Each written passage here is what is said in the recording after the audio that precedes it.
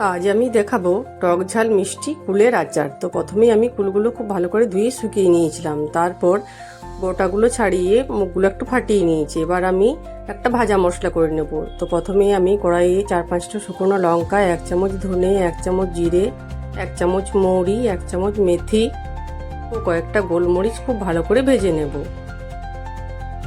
তারপর আমি মিক্সিতে পেস্ট করে নেব। এবার কড়াইয়ে একটু সরষের তেল দিয়ে 1 চামচ মৌরি ও 4-5টা শুকনো লঙ্কা ফোড়ন দিয়ে আমি কুলগুলো দিয়ে দেব।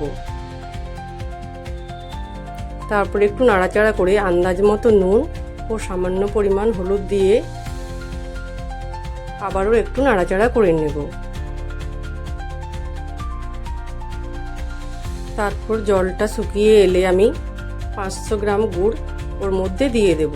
যেহেতু আমার ফুলগুলো মিষ্টি ছিল তাই আমি 500 গুড়ই দিয়েছি।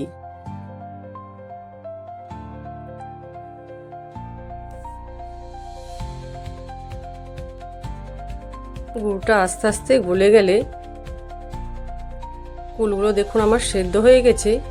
এবার আমি উপর থেকে 2 চামচ ভাজা মশলার গুঁড়োটা দিয়ে নামিয়ে দেব। তারপর ঠান্ডা হয়ে গেলে আমি 1 চামচ ভিনেগার দিয়ে দেব। ব্যাস আমার রেডি হয়ে গেল টক ঝাল মিষ্টি কুলের আচার।